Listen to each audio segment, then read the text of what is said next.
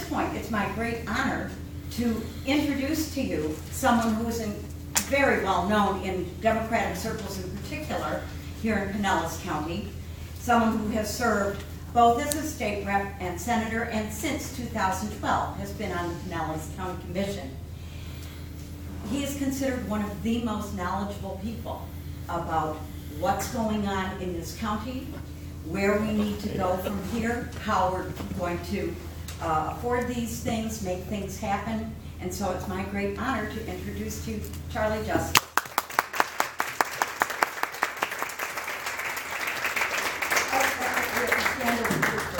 Jesse has to get our picture first. Okay. Thank you. Thank you very much. It's wonderful to be with you today. And well-deserved recognition for Jesse. Look like into a Democratic event, an environmental event, a Chamber of Commerce event. She's there. I went out to get my paper this morning. She was there. She's everywhere. So it's wonderful to be with you. And Aaron, thank you for your service. Remarkable story. We look forward to your continued leadership in our community. Thank you for what you're doing.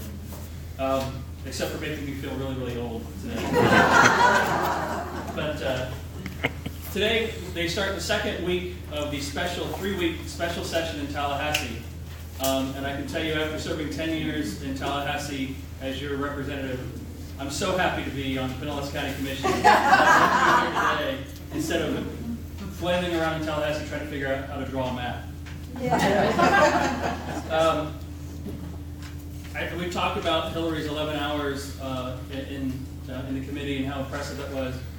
How many of you had a chance last night to watch Vice President Biden on 60 Minutes? That was beautiful.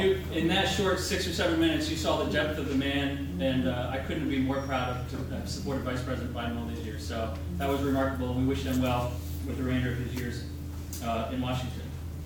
I don't want to assume, when some candidates, we've been around for a long time, and I have been around for a long time, we kind of assume people know my story, know where I came from, know how I got here. But I didn't want to do that. I wanted to share just a little bit of my background with some of you who may be new to Pinellas or that I haven't had a chance to interact with. I was born and raised in Pinellas County. I grew up in a great area of West St. Pete. My parents were a little politically active, not super politically active, but a little bit. But the events of the day, what was going on in our community, that was always a conversation at our dinner table.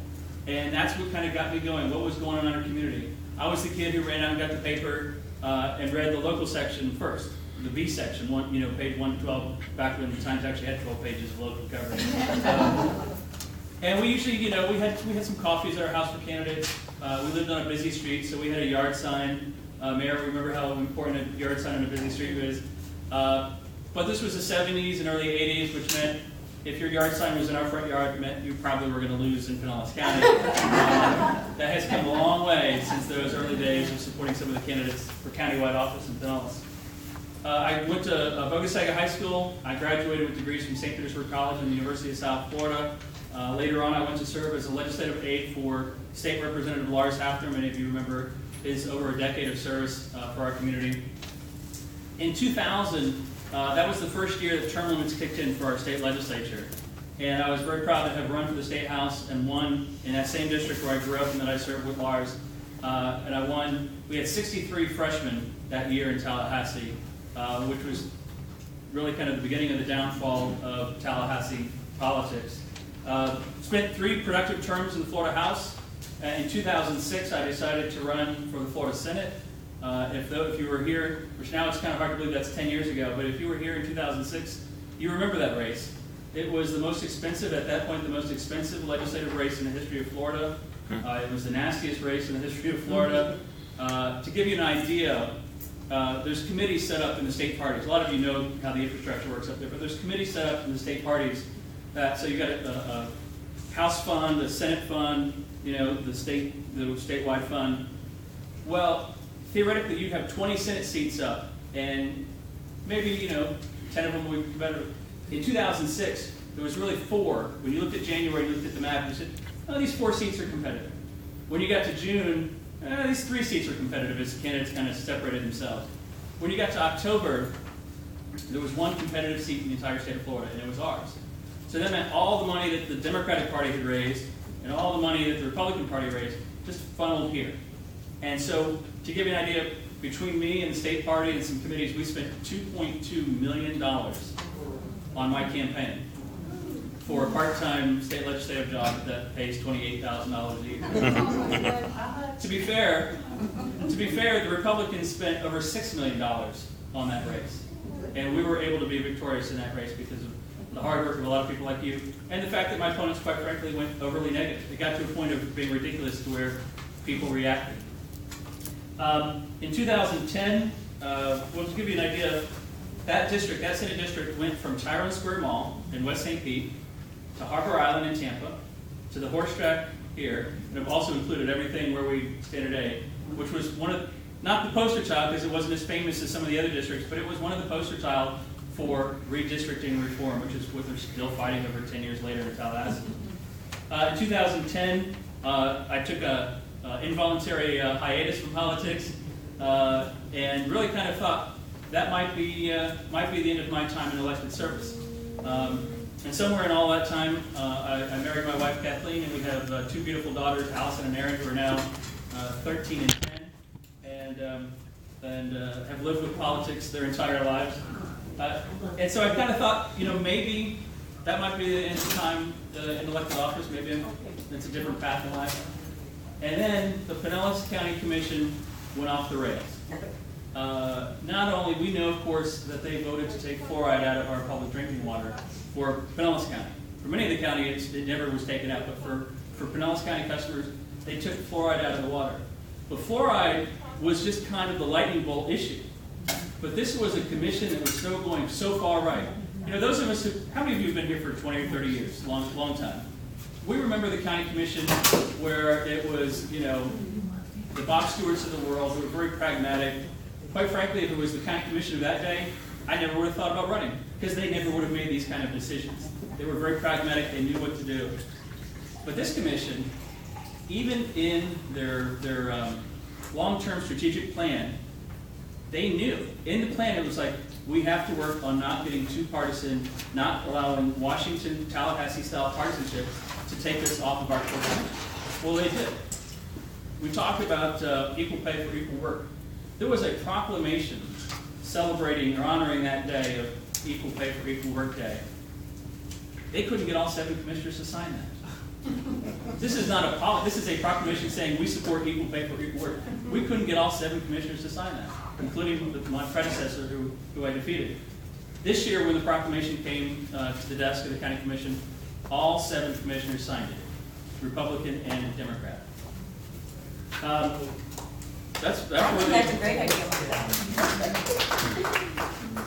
idea. With the help of many of you in this room, we put together what is comparatively these days a short campaign, a 6-month campaign.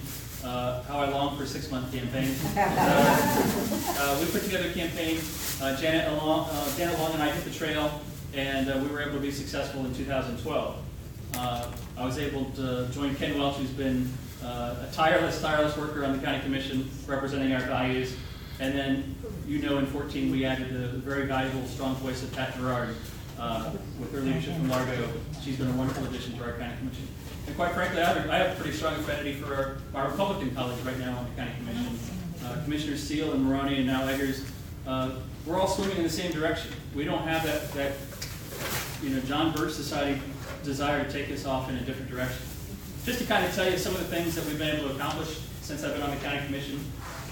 One of my first votes was to expend funds to develop a new chiller plant. Those of you who were at the picnic the other day heard Janet talk a little bit about this. We took some federal grant money, some of our capital money, and we built a $15 million facility that changes the way we chill water. And it sounds kind of boring, it's not sexy, but what we do is we manufacture ice in the middle of the night when our power costs are the lowest, and it melts all day long and it chills the water, and it helps with our HVAC system all throughout our county structure downtown. But we've also added a couple of private condominiums, and we've got excess capacity, and we're now working on others, private facilities downtown to add on to that. We're going to save $1 million a year in power costs. We're going to avoid $300,000 to $400,000 a year for the next decade in what would have been maintenance costs for the old system. And eventually, we're going to start making a little money from people who add into our system, because they'll be able to do it cheaper than if they were doing it on their own, all the while avoiding those costs for the long term. When I got on the county commission, all the cities and the county were yelling at each other. We have 18 fire providers, EMS providers in the county. The fire chiefs, the fire union, these 18 providers, the cities, the county, everyone was screaming at each other. We couldn't come to an agreement of how to pay for EMS service, and I won't go into, that's another like 2-hour conversation to explain the process, let them know what was going on. But Pinellas County has a very complicated EMS system, but it's one of the best in the country. Our response times are better, our service delivery rates are better, but it's kind of a complicated system when you have 18 different providers. If you were going to draw a map and say, I want to develop a fire EMS system from scratch, this is the exact opposite of how you would do it, because it's convoluted, it's expensive, but the end result is very good. Now, because of the work of the county commission and the administrator that we selected, in all of that, we had to terminate the previous administrator who was kind of taking us down a wrong path and implement a new administrator who believes in developing partnerships. We now have a 5-year contract that was signed by the county commission and all 18 fire providers in Pinellas County. A 5-year contract with a 5-year extension. That will potentially give us a decade of stability in an issue that's been a mess, quite frankly, for the last decade. Not that many years ago, before marriage equality was the law of the land, domestic partnership was still kind of talked about with some controversy in politics. But Ken Welch led the way, and as a county, we passed the first county-wide domestic partnership registry. And it sounds kind of funny to say domestic partnership now, as far as we've come,